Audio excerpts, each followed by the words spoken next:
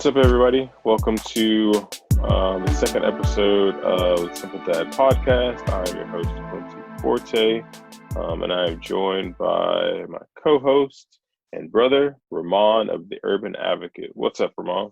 Hey, you, what's going on, brother? Chilling, man. This is way past my bedtime, so pardon me if I'm a little tired looking. I am a dad. I do go to bed at like 8 or 8:30.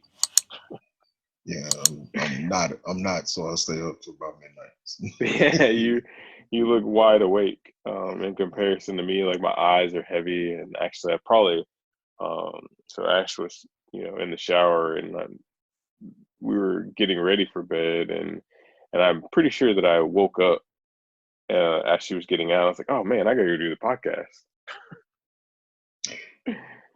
Uh, so yeah, what's been going on, man? Man, nothing. Well, I can't say nothing. It's been a lot going on. Been staying busy this past week. Um, like I said, the first couple of weeks of the quarantine has been kind of it was kind of slow Yeah, because all of my stuff was like at the office, so I wasn't really being very productive. But now that I done brought my computer home, and like I got projects on top of projects to work on, so I've been staying busy this past week. how is that? Are you still able to like go to the office? Does anybody say, hey, we're not open, or do you have like a badge thing? I mean, the building does have a badge to get in, Yeah. but I mean, when I went there, it wasn't really too many people at the office, so like I could go there, but you know, just trying to stay low key right now. If I Yeah, I was if gonna I say if I could keep from going out. you would think like as an entrepreneur, like I mean, especially some of those offices are smaller. There's nobody really telling you that you have to stay at home. Like for me, my company makes a decision, and they're like, hey, for the safety of everybody, y'all stay at home. But if you have your own business, and you do a lot of working solo anyway, and you just have an Right, office space, there's right, nobody saying, hey, you have to go into the office today or you got to work at home today. So it's right. kind of interesting to see that nobody's in the office anyway. I mean, who's to say that what we doing in that building ain't essential work? So Yeah, yeah, yeah, for sure. No. Yeah, and it's no, not and like they going like from door to door, office to office checking. So what does your company do? Is it essential? No, that's funny. Yeah, yeah. So for me, I mean, it's kind of been uh, there's been a lot going on. I feel like I'm busier at home, especially I mean with work stuff. Like I feel like for some reason, like going into the office, uh, I mean you find yourself politicking a lot more. mm, But then when you're at home, it's like, well, things keep getting thrown at you, projects and stuff like that, and then you're also trying to have to manage the family life, trying to be visible yet invisible, so that you can concentrate and get stuff done. right. So an interesting balance. Um, How have you but been able to balance it? um, so when I put my headphones on, it's kind of like it, uh, that's when I'm invisible. It's kind of like my cloak, like the what Harry Potter puts on the magic cloak to where he's invisible. So Mm, it's kind of like that. If I have my headphones on, I think they typically I'm either on a call or I'm in deep in focus, and so like, whoa, hey, can't talk to Daddy right now. yeah, But other than that, man, I just um, try and realize that like there is a balance and that I can take a break and step away, and it's no different than being at the office, and kind of talking to your coworkers. Except your coworkers are your family now, so it's kind of like mm, uh, I take time to have conversations to check in on him, and it's kind of funny because like when you're away from your kids and like now we're in this homeschool environment and stuff like that. Um, but when I was at work, it was like, man, I wonder what Andrew's doing at school and all that stuff. But now like I can hear what's happening in school and the things, the lessons. And so it's it's kind of a weird dynamic, but now you kind of get what you wish for to be able to check in on them at school. You know what I'm saying? So There's one of those kind of like now. I wish I didn't. I didn't know. no, I mean, I just wish that it was different in the sense that I could see him in his element, right? Because Yeah. now it's in the home element, so there's no Right. split and no differentiation for him, Right. Right. and for us. Where like there was a time I guess I was doing like you can volunteer at his school and stuff like that, to where I would get to see him with his friends, interact with other adults, like other teachers in his element, and I'm like, oh well, he's maneuvering through the world, right? And in this environment, and he can hold his own. All right, well, we're doing a good job, and so that was good to see um, in that space. So Hmm. Interesting. Because I'll yeah, check it's with just a couple of my friends, like uh, one who I used to do, Kena, who I used to do the Vincent Tucker radio show with. man, She has two teenage girls. You know what I mean? So, I was asking her, I was like, "Yo, how does that work? Like, are you like homeschooling?" Just like, basically, they kind of like have like Zoom. They they Zoom into their classes, basically. right, You know right. what I mean? So it's like conference classes. But imagine, so like, I mean, we have this thing that we can do now to where we do like the conferencing and stuff like that.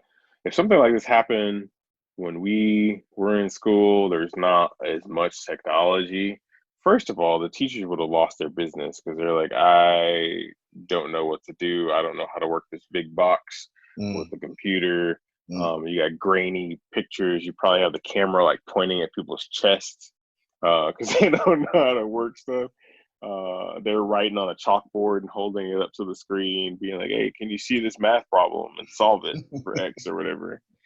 Um, but yeah, no. So the world would have shut down before technology because there would have been no way to compensate for that gap and for people to um, for first of all, like jobs weren't as flexible. So if Right. you think of kind of what our parents do for a living, they physically have to be in the office. They have to be on the floor. Like dad still has to go to work now, Right. uh, but there's no shutting down. And if they're working a retail job, because oftentimes our parents obviously work two jobs at points, right? Um, like who's watching us, right? There's no, hey, we can stay at home or we can afford to stay at home and school you. So, Yeah, I mean, I guess that's one of the things where it's like, the advances on technology kind of it makes it to where like it kind of makes up for the difference. You know what I mean? But mhm. at the same time, makes things like a lot more convenient. But at the same time, it's not like like I wish they didn't have to be that way. You know what I do mean? you, Like, so do you think that uh, that things would have changed, right? So, because growing up, we uh, we were left to our own devices um, quite a bit of times to where it's, I mean, and you hear it like with our generation and a little bit older, like we're elementary school walking home by ourselves, like hmm me and you walking home, hmm or oftentimes we were left at home like at eight, latchkey nine, kids. latchkey kids, right? So I'm Hmm. cooking dinner for both of us, or I'm Right. microwaving pizza rolls, or I Right. could do basic functions on the oven or the microwave, to where it's like you could do just enough. You burn the house Hmm. down, you're getting a whooping, but but we are going to leave kids at home Right. uh, unattended, and then threaten them. It's so funny. And threaten them because they're kids, because they're being kids or Right. whatever. And I Uh, mean, it was kind of like, I think eventually we got to tell that story where you almost did burn the house down, and we did get a whooping for that. I Uh, think there was multiple times. but yeah, for us it was more of a like, hey, we about to go to the store, we about to go here, we about to go run some errands. Just don't open the door for nobody, and that was it. But the crazy thing is, there was no second thought to it. It was like, hey, that's just what Right, all the parents were doing. right. Today, I would not leave nobody's kids at home. Like, I mean, and I've even heard conversation of people uh, at work uh, who uh, their kids are like 10, 11, and they're like, no, we can't leave them at home, or we're checking on them, texting them, and doing all this stuff. So, And I wonder, man, is that like,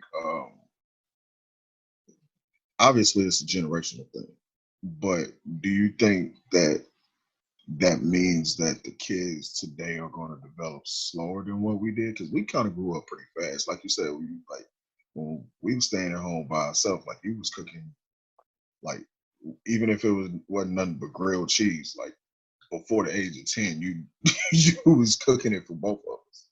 Uh, like, can you imagine like the kids nowadays, are they going to develop slower because they don't have that the same like freedom that we did? so in some aspects, I think they're developing faster. Right. So if you think of just That's what it like, seems like, but then in other areas, it seems like they're developing slower.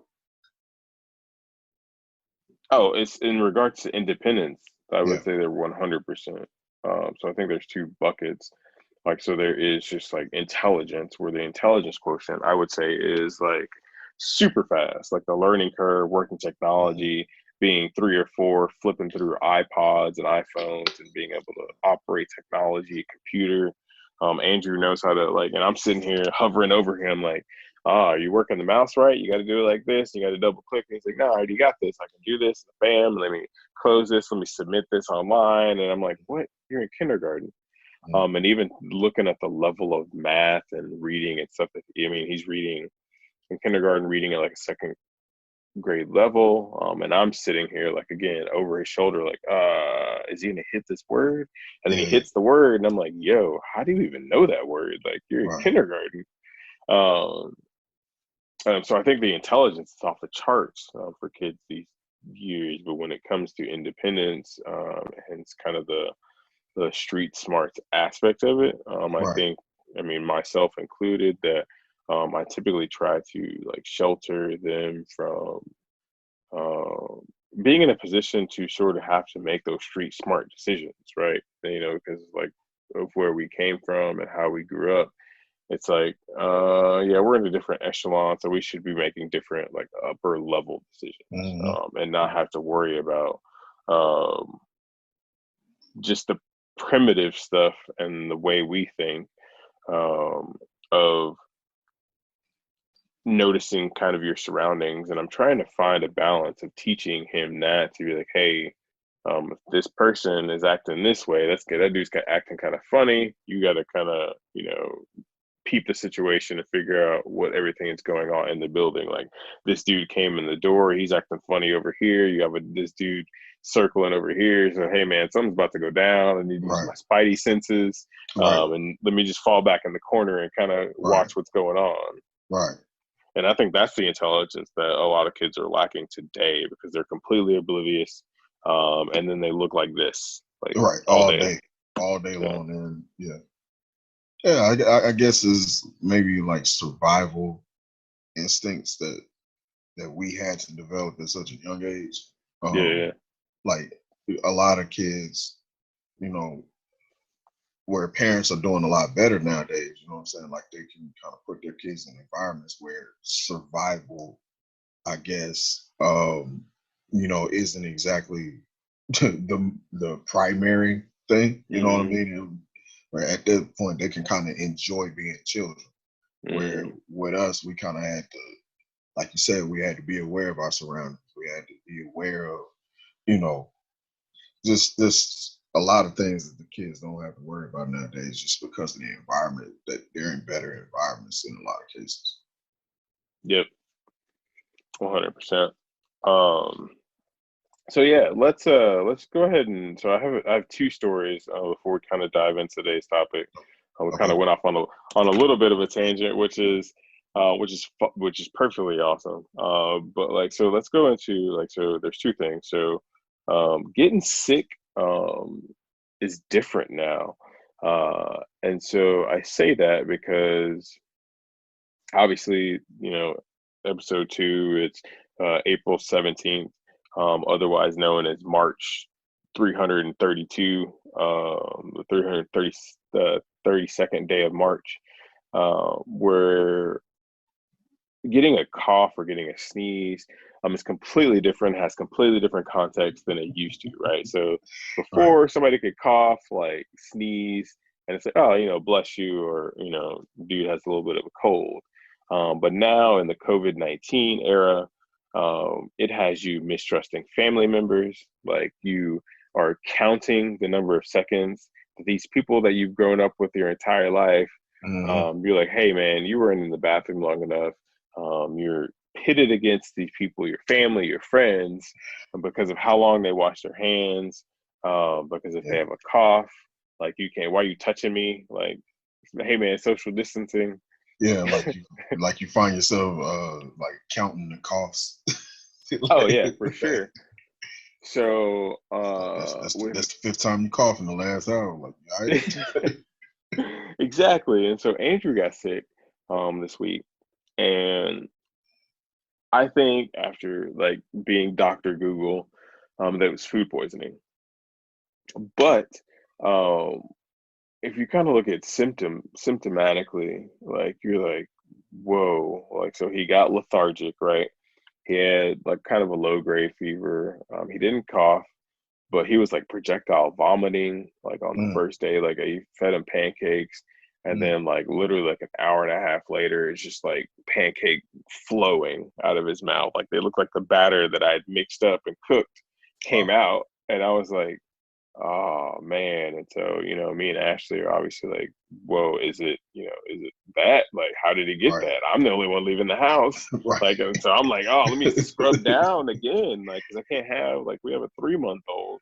So we can't have her getting it. And Right. so, um, but nothing ever prepares you, for, like, he's a ball of energy, right? Like, Mhm. nothing ever prepares you as a parent to see your kid like sick and like kind of out of it, laying there like with no energy, and you're like, hey buddy, do you want to like play something? And like you kind of realize um that you're missing a void, but like it's like uh amplified now during this COVID thing to where you're like, yo, um like, is it the thing? Like, what do we do? We don't know what to do. We can't take him anywhere. Like, we just gotta Right. ride this thing out. And so, yeah, Right. I don't know, man. It was weird. And I mean, I think because before everything kind of shut down, when Yeah, everybody was still kind of moving about, I had like a little bit of a, you know, I don't know if it was a cold or sinus thing or whatever it was, but it only lasted for like a couple of days and then I was back to normal. But when you watch the news and you're hearing like, oh, 5,000 people died this past week, and it was like, man, maybe I need to go get myself checked. oh yeah, and especially because for those of y'all listening who don't know where we are, we're in Dallas, Garland, Right, Wiley area. Like right. you're like, I get a text alert from Rockwall every 5 minutes that like three more people got in at Rockwall, and I'm like, yo, what is Mhm. Rockwall doing? Yeah, Like, yeah. what do y'all do? Is it all the people that went to Costco Right. that are like getting this, and all those fools who wanted toilet paper, like now they're getting the COVID, um, the Rona. Yeah, somebody Um, somebody posted a picture earlier where it was like uh like the shelf at the grocery store was like full of toilet paper. Like, so all of a sudden, like people just stop going out buying toilet paper. All of a sudden, they realize it's not going to help anything. I mean, bread. We got bread. We got tons of bread at Tum Thumb now. Like it's just like, oh, now the bread guy is like, oh, well, hey, I don't have to. I'm not gonna get jumped in the parking lot for loaves of Right, bread anymore. right. I think the hysteria of everybody kind of kicking into survival mode kind of calmed down a little bit. But where does toilet paper fall into survival mode? Like I'm thinking now, I'm like researching. Can I be a gardener? Like I'm like looking up where do I buy seeds at? Like how do I build a flower bed? You, Not well, you like where can I white buy toiletries? well, you know what? Like I had the same question until I watched this video. Um, Obviously YouTube is the culprit. Um, but it was like a video of all of the like the products and stuff that you need to stock up on in the case of like uh Armageddon or something happened. Like you need to stock up on toilet paper, water, and all of this stuff because all of this stuff is going to be like more valuable than cash and money, like currency. So you're going to need something to barter with. So it's like that type of deal. But here's the thing. There are countries and people who don't have toilet paper. Toilet paper is totally an American luxury. It's a first world like luxury, So there's people who are like, hey, let me grab these leaves. right? There's trees everywhere. Or Actually, hey, like there are parts of the world where they don't even use because wiping your behind doesn't really clean it. Like you need water, like you need. mm, So that's how they like when they finish doing what they do. Like they don't use something to wipe it because think about it, you're just smearing yourself basically. so was there, I wonder if there's a run, like if we can research the number of bidets that were sold. Like if it was like, yo, well, I can't get toilet paper, let me just go buy a bidet toilet seat from Home Depot or Amazon. Like, are those still in stock? I wonder if those like I don't know because everything I've seen like those came in people's houses already. Well, no, you can buy a You can seat buy them, because, yeah, Ashley's mom has one. Like, so you can buy one. really. But it's just like I don't know if people thought of that. If they're like, hey, let me read this disposable thing that clogs up. And so I wonder if plumbers now have a lot more business because all these people are home more often. So some parts of the economy are thriving because of it. Absolutely. And then I was gonna say, so speaking of the store, like the second story, um, I go to the store and obviously everybody's wearing the masks, right? So the mask is if you're asymptomatic, you can spread the the germs and disease, uh, and so you wear the mask so that you don't spread anything. But then you're also supposed to be conscious, like everything we're being told is to like you have to wash your hands, don't touch your face because face is the easiest way to transmit it, rubbing your eyes, your nose, and stuff like that, right?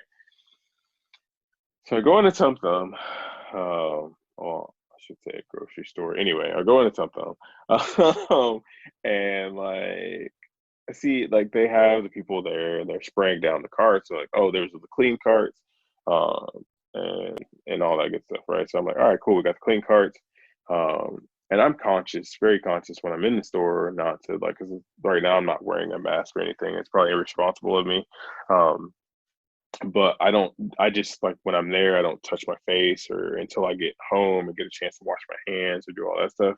I just don't touch any place that like anything can be easily transmitted. Clothes and obviously all that stuff you can't help. And so I'm walking through this guy. He's doing the thing. He doesn't have gloves, but he has a mask on. So I'm like, all right, cool. You know, he's doing stuff. But then I notice that as he's on the cart, dude's like he just like looks up, looks around, has his mask on, like reaches way up past his mask, it's just rubbing his eyes. And I'm like, what? What is the point of even wearing anything? What are you doing? Man, this man has obviously not read any of the research. He just said somebody told him he had to have a mask, and he's like, yeah, let me just throw this mask on. I'm good. Like it's so many things that's being like people pay attention to the covering of the face, but then it's like they wiping their nose and rubbing their eyes and like I see I saw a lady walking out with two kids and like I mean I don't take Andrew anywhere out where he has to go. Because I know the kids are just prone to just like wipe their face, pick their nose, Mhm. put it in their mouth, do whatever, right? Mhm. And this lady, they're walking out, he's touching the cart, he immediately goes from the cart to like picking his nose and puts his hand back on the cart, and I'm like, oh my god, oh my god. But you know what? Like I'm bad about it because I touch my face a lot. Like, Mm, and I catch myself often. But I keep like hand sanitizer in the car and stuff like that. So like, I like the other day. I think actually yesterday I had to go to the bank. So I'm like, instead of like you ever touch the keypad on the mm-hmm. ATM, like I'm sitting there touching it with my nail instead of like pressing my whole finger. Use your knuckle, man. Use your knuckle. Yeah, then like immediately I put some hand sanitizer on and I'm like, let me go ahead and rub my hands down before I touch my face because I know I'm gonna touch my face. Right. Oh, yeah, no. So man, it's been crazy. Just seeing that. But so I guess let's get into the topic a little bit and talk about. So obviously, we talk about how we grew up, and a little bit different than today's world, right? And so we've heard the phrase "children are to be seen and not heard," which a lot of that um, to me translate into children don't have an opinion or any kind of valuable insight into what we see or perceive as like adult uh, interaction and the direction of the family and stuff like that. So I guess from my perspective, I would say uh, that that's kind of one of those things that if you start the trend, it never stops. And I say that to say, uh, as a parent, you often always view your child as a child, regardless of if you're 38, regardless if you're 16, if you're 13. As you being the elder, it's almost like that your opinion because you haven't lived as much life or you're choosing to live a different life is not as valuable as it actually is. And so when the shift comes from like even how we interact with our parents and we're adults now and it's like we can live independently um, of our parents and make decisions and know that they were able to guide us a certain length of time, right? And then now we are able to forge a path on our own based on initial insight and guidance, right? Mhm. But I think with that, some of the child complex in the eyes of the parents still creeps in to where they have that elderly knowledge, and you're almost um, kind of seen as combative if you have an opinion that's different Yeah, based on what you feel is right for your life yeah, and how you've evolved as a person, right? right. And I say, I mean, just a small example as to where you kind of revert back to that is like when Andrew was sick. Um, Mom was saying, "Hey, have you given him Seven Up or ginger ale?" So we don't in our house we don't drink soda at all, right? And so Andrew has never had soda, and so I don't see that as a viable remedy. And when she suggested, I was like, "Hey, we don't drink soda, so that's not even like something that I would offer." Plus, he doesn't like it, and for her instinctually, it's like, "Hey, uh, you should give it to him because it has these kind of benefits or whatever." And I'm like, "Yeah, it's just not what kind of how we operate and what we do." Mm-hmm. And so that's kind of where that kind of creeped up a little bit. Um, but it's more so in the fact that there's an age gap for us to where me and Ash are 37, 38, and Andrew is 6. And it's going to be even more for Marley because she's 3 months old. So she's going to have a different perception. Uh, and so now how we talk and interact with our kids, they're little adults, right? So Mm-hmm. it's like they can operate with so much freedom, and they can have an opinion, they can have insight into in so much that we will ask questions like, so hey, we're going to do this as a family, what do you think, or what are your thoughts? And in our opinion is that we are preparing them to be able to contribute, and to make decisions for themselves and say, hey, I'm not really vibing with that, or hey, I really like that idea. um, and that better prepares them, I mean, in my opinion, to be an executive and to be a leader.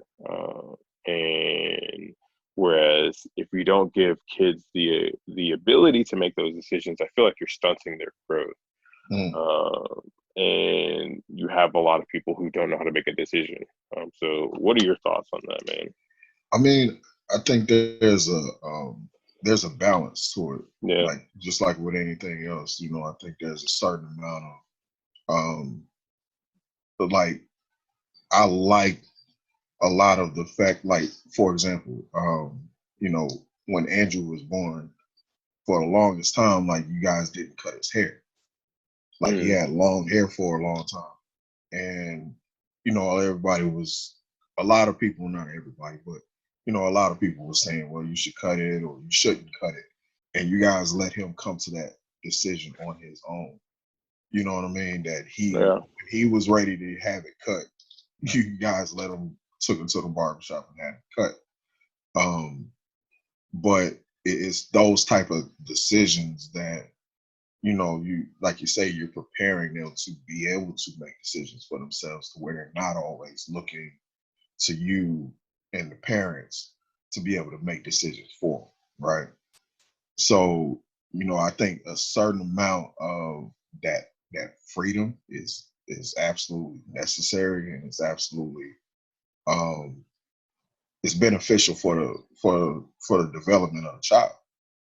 But then there's another side of it where, kids kind of change their mind all the time. So Mm, it's like, do you really want to give somebody who is still like learning the world around them, do you really want to give them the opportunity to make long term decisions? You know what I mean? And you could argue, though, that uh,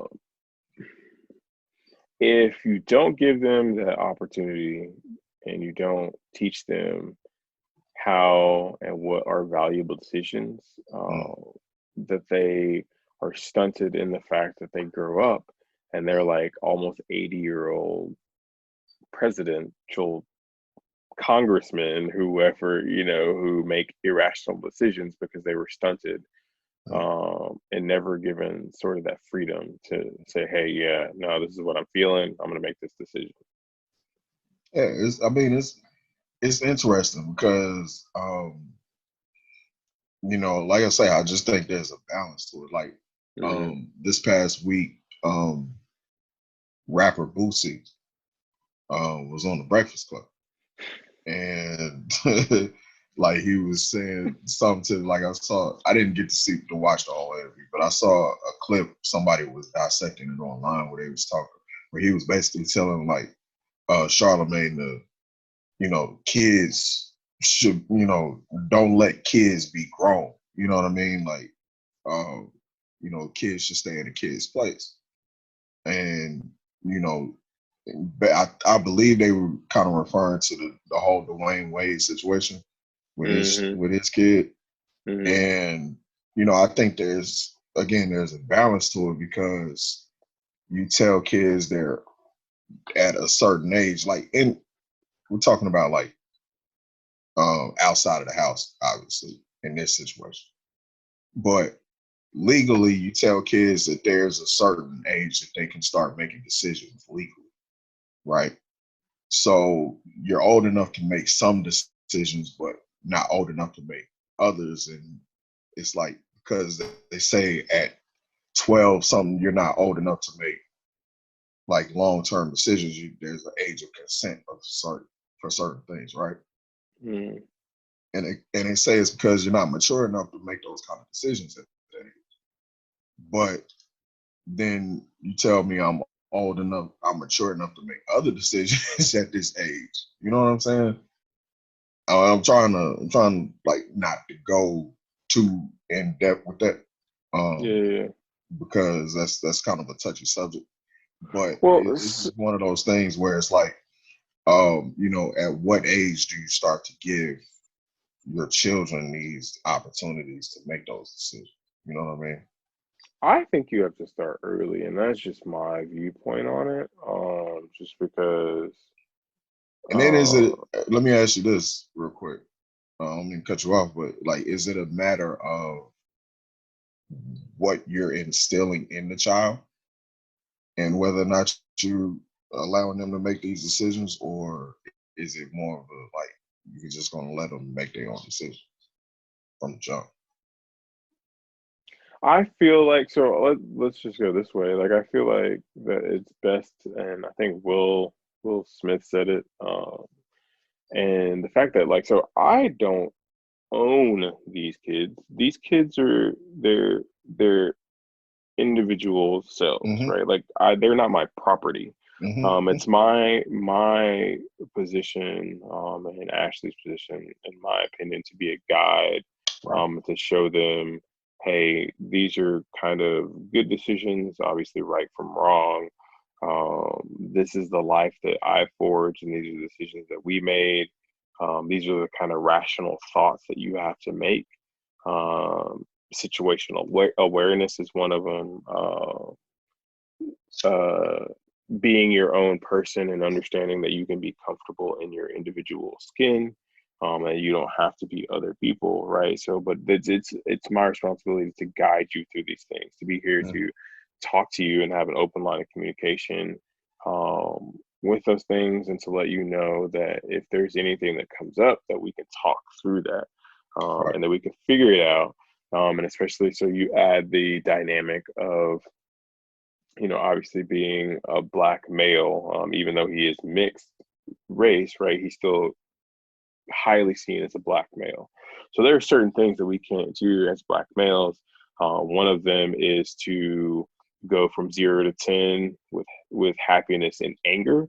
And so you have to learn how to balance that anger, and to manage situations appropriately, or else you're, seen as an angry black man, and it's Mm-hmm. threatening. Yeah. And depending on the circles that he's hanging in, it's like, whoa, why'd you take it there? Right. And then you fit into some sort of stereotypical whatever, right? Right. Right. And then you're arrested, or you're beaten, or you're shot, or Right. whatever, you know what I'm saying? And so, like, Right. just being aware kind of those things. And so, I mean, that's where it is. I'm just here to guide. Like, I don't own you, Right. but so. Because I mean, I think in our generation when we was growing up, it was more of the as a child, a kid stays in a kid's place. You know what I mean? You, like you said, be seen and not heard. Mm, So whereas like with Andrew, like he does something that's out of pocket, and you guys explain to him like, "Hey, buddy, don't do this. This and this is why." Especially when because he's inquisitive, like he's going to ask why, you know. But you guys take the time to explain it to him. Whereas with our generation, when we was growing up, it was more or less, well, because I said so. Like mm. don't do this because I said so. Oh man, so I have a really big problem with because I said so. Yeah. But, like, so before I go there, I was gonna say, so it's not even that we explain, like, so we do some explaining, right? But, uh, my big thing and my big sticking point is asking questions, right? Like, so you can't, for them to begin to understand their feelings or why they're acting in a certain way. Like you have to ask questions, right? You can't bark orders and bark demands at them without giving people a chance to explain, right? So questions like, so why do you think um, that you're feeling this way, or why are you upset? Why are you so upset over something so little? Um, why did you, like, for instance, like slam this down? Like, can you explain your feelings? And so, especially at a young age, at 6, it begins to um, develop the sort of self-awareness to where you Yeah, know that, yeah, hey, I'm going to be triggered by this situation, and so I'm right, like, hey, so maybe right, now at this point you can say, hey, ooh, I feel like I'm about to be triggered. I need to right. take a break. I need to step my hey, give me 5 minutes, man. Let me go calm down or whatever. And that's one thing that I do notice about today's kids is that I think they're a lot more, like you said, self-aware, and I think they're a lot more. Their emotional IQ is a lot higher than maybe Yeah. ours when we was growing up. Because like with me, when I was growing up, I had a very short temper. I Yep. didn't know why. I didn't know why. I didn't know what it was that was triggering me at all. You know what I mean? Or if I remember there was a it was a time when I was over at you guys' house, and like you and I were sitting at your desk, and like Andrew was kind of playing around the desk, and the dog Lucky was laying on the ground, and Andrew was kind of like jumping over Lucky, and he tripped one time and kind of hurt Lucky a little bit. Like, but as soon as he got up, he realized what he did was wrong, and he was kind of like, when he came over to you, you didn't have to do too much talking or Mm, explaining to him. Like he already knew he was wrong. mm. But that's a lot of, because you guys have that kind of interaction with him where you can explain these things to him, like, hey. Whereas maybe in our generation there wasn't that open dialogue. Yeah, and I think it comes down to just um, how we continue to perpetuate sort of belief systems, and just because, like, even like spanking, like you look at spanking and all that stuff, it's kind of like that's not something that we do. Just because I mean, I know how I felt, and as I became more self-aware, I'm like, man, that um, It's not the wasn't really healthiest way. well, it wasn't really effective either. And so, like, Mm-hmm. yelling for me, like, if anybody yells at me, I completely shut down and, like, all right, man, you got it. I'm going to go over here and Mm-hmm. do this thing. I'm Mm-hmm. not even listening to you as if your voice hits like a certain decibel level. Mm-hmm. And then I'm just like, whoa, all right, cool. You go do that. And I'm going to go Yeah, over here where it's like not as loud and not yeah, as aggressive. right, Um, right, we can talk at any point, but like as soon as you right, hit a certain decibel level, right. and so I kind of see that even in him, to where like it's not something that maybe um, our parents maybe even paid attention to or cued off of, that there was a certain threshold to where they weren't getting through anymore. Because Mm, once you hit a threshold, it's just like, hey, let's just get our point across, and then let's just keep, like a hammer on a nail. Let's just keep hammering the nail in, even if the nail's bent, let's just say, and it's not even going in right. We got that joker in, and it's holding something together rather than being effective with it. If that makes sense. yeah, absolutely. And I think that kind of reminds me of a conversation that I heard one time about, in previous generations, like our parents, it was more focused on survival, just like we was talking about earlier. Hmm. It was more focused on like surviving and paying the bills and doing that kind of stuff. You know what I'm saying? And making sure that we have what we need. So, some of the other instances, like maybe our emotional development wasn't as important. You know what I mean? Because Mm. it was more of like I'm taking care of your like the overarching needs, like making sure you got food, clothes, and shelter, and all of that stuff. So do you think the environment has a lot to do with it? Absolutely. Okay. I mean, that makes sense. Like as far as stress and tensions and stuff like that, to where, yeah, I mean, obviously in my position, there's a lot that could happen that I'm not in control of, but it's a lot more comfortable and less base primal instinct. Hmm. And so you have that light and stress to where you're like, all right, I mean, everybody at this point is paycheck to paycheck, but it's not Right. paycheck to paycheck in the sense that, like, are we eating ramen and hamburger helper this week, or Right. can we go out to like McDonald's once this Right. month and get the 2 for 2 Big Macs or whatever? You know what I'm Right. saying? I mean, because like, and in another part of that conversation where it was like now, because of the position that our generation is in, we're a little bit more privileged than what the previous generation was. So now you're starting to see a lot more people in our age group that doing things like going to counseling, Mm, getting therapy and stuff like that, and focusing on like taking care of their health and working out and stuff like that. They're able to focus on these things, whereas the previous generations we wasn't doing as well. So, at that point it was just we have to survive. We're focusing on surviving. So maybe just the fact that, we're in a better position now, we can pay attention to some of these other things that maybe kind of fell through the gaps in previous generations. So we can kind of correct those I mean, you're right. I am eating hummus. I'm running half marathons and marathons over here. You know what I'm saying? Right, I'm drinking right. kombucha. Like, It's I stuff that like our parents probably wouldn't even know. Like, what are you talking I have alkaline water. about? Right, You know what I'm saying? right. Um, so no, that's very interesting, man. Yeah, and So then I was gonna say I think that survival thing is a huge piece of it.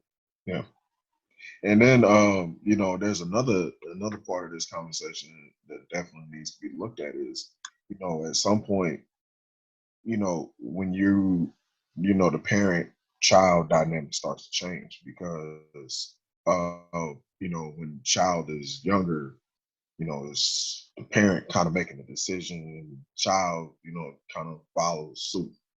Mm, Whereas, when the child gets older and the parent starts to become a little bit more dependent on the child, where the child is now the parent and the parent is now in the position of the child, yeah, where depending on how well you handled that relationship when the child was younger, then it should prepare them for that stage to where when they're in a position where they have to start making decisions for a parent, right.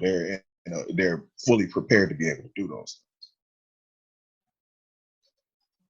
Mm, I mean, I have a counter argument that as parents, we really don't know what we're doing. We're just winging it. And then, like, I guess if we look at our parents, right, it's kind of like, man, they were just doing, and generations before that, kind of things. the best that they could. Yeah. Hmm. But essentially, like, nobody, like, you read all these parenting books, and nobody really knows what they're doing. Like, it's just No, like, it's a crapshoot it's a guesstimate. roll of the dice, man. And it's like, all right, well, they turn out to be decent human beings. They're not like completely crappy. Yeah, they're And not so, they're yeah, not like serial killers or anything like that. So I mean, I but guess even they serial are. killers, as those parents, like they still can't see no wrong in their children. And so they're like, oh, he ate people, but like he didn't like, like do any kind of other debaucherous thing. Right, So that he just ate the bodies, which we're gonna bury anyway, right? right. So it's all good. Uh, but I think, yeah, no. So I think that's interesting, and I think probably in another episode we can um, dissect sort of the environmental aspects of it, and like that's the whole thing from kind of our conversations is that I want people to understand, and kind of the tagline of the Simple Dad podcast is understanding that that we can be both, as parents, the sensei and the Padawan, which like we are the teacher and we are the student at the same time, because there's a Mm, lot that we can learn, and there's a lot that we're learning about ourselves as you go through the parenting aspect. Like we'll talk about it in the future of discovery, right? And how you're understanding, like for instance, Andrew's really sensitive, and me as a dad, as a male, I'm saying, hey, you know what? You feel like you need to cry, you feel like you need to let emotions out. mm, Cool, express those emotions because those emotions need to be dealt with. mm, Whereas we were told, hey, suck it up, stop crying. Why are you crying? You're a crybaby, you're a man, you're a yeah, sissy, yeah. and all that stuff, right? Um, and so that kind of contributes to how I deal with things. And, now we grow up to be males that bottle things up and don't cry, don't never let out any kind of emotion and stuff And like don't know how that. to express their emotions in a healthy way. Right. And so, yeah, I think there's a lot that, we can unpack as we get into future episodes. But yeah, essentially, like we are the teacher and the student at the same time. Because And they that's a cycle. because one thing, before we get up out of here, like I know, one thing is, you know your children end up becoming a mirror for for you, and a lot of the things that you used to do when you was a kid, and you like, wow, like, like you start to see certain parts of your personality in this little human being who's developing, and it kind of holds up to mirror in a lot of cases, to where it's like forces you to look at yourself and ask yourself like, like maybe I need to deal with that, because I don't want my child developing in that same way. You know what I mean? Yeah. Uh, Hold on, I'm trying to look up this lyric that kind of uh, Because I uh, know, like, and the reason like where I got that from, because I got a friend of mine. She like the one who has the two daughters, two teenage daughters, and she was talking about uh, uh her kids, and she's like, I don't know where she gets that from. I'm like, they they get it from you. like, like you do the exact same thing. uh, yeah, and so with that, I was gonna say, so there's a song by Jason Mraz called 5 6. Mm, And it's so interesting because what we're talking about completely relates to this. And the lyric says, don't dress up your children like dolls from your past, or they'll run from you madly. They'll never look back. And mm, when they grow older, they'll do just the same. The world's a reflection of how children play. Like, so essentially, like it's a cycle, right? So if we keep right. thinking and dressing up kids like how we want them to be or how we feel that we should have been, and we're trying to project that on them and not Mm-hmm, realizing that they're their own sort of being and entity, mm, it's going to be a cycle of things that they feel like they've missed out. They're going to be like, oh, well, I have to put this in my kid so that I can put right. this forward. And so you look at all the things like racism, money, politics, sports, Right. like Right. especially like, it's like, hey, I could have been a football guy. Oh, you're a little good at football, so let's just put you in these football camps, these soccer Mm, camps, these things because that's the thing that I wanted. yeah. And so it's interesting. Yeah. And I think, just to kind of piggyback off of that, it kind of goes back into a little bit of giving a child their freedom, right? Mm-hmm. Because I think it's important for parents to understand that, yes, this person is kind of like 50% of your DNA, right? But then there's another 50% of their DNA. And yes, this little person may have a little bit of your personality, but they also get a part of their personality from the other half. And then they're also their own individual person, right? Mm-hmm. So there's the influence from the mother, there's the influence from the father, but then this little child, whether it's a little boy or a girl, they're developing as their own individual person that's completely separate from the parents, right? Yeah, I would So, say I would even go as far as say it's 80-20, right? So it's 80% them, 10% one parent, 10% the other. mm, you think it's that much? Yeah. Because like they experiences shape who individuals become. Mm, And so if they have an experience, like once they go through their own experiences and they learn how to deal with things in their own way, mm, I think that a lot of it is inherent in their DNA and like just watching your interaction. So they pull their own view of their experience and how you react to things and process it themselves. But then they're also going to have that little bit of you that you're like, man, that's totally how I act. Or that's yeah, totally how I react to things. I would say that the 80% is shaped by their own experience. by their own Uh, experiences and environments. yeah, and so I wouldn't say that it's always 80-20. So it probably grows into more 80-20 as they get older. Like, Right, so when they're yeah, younger, like the dynamic is obviously heavily influenced by I'm just mimicking you as right, an adult. But as I right, gain exposure, I think exposure is the key. It starts to shift. yeah, absolutely. I agree. So I yeah, agree. man. Um, with that, this has been another episode of Simple Dad Podcast. We appreciate everybody for tuning in. And yeah, we're going to keep these going. Hopefully, we're going to have some guests on. I think for one episode that we have in particular, it'll be interesting if we can get Mr. Suave Burgundy on. So we just need to make that piece happen. But yeah, man. Everybody, y'all stay safe out there. This is Simple Dad Podcast. I'm your host Quincy Forte, and I'm joined by Remon of the Urban Advocate.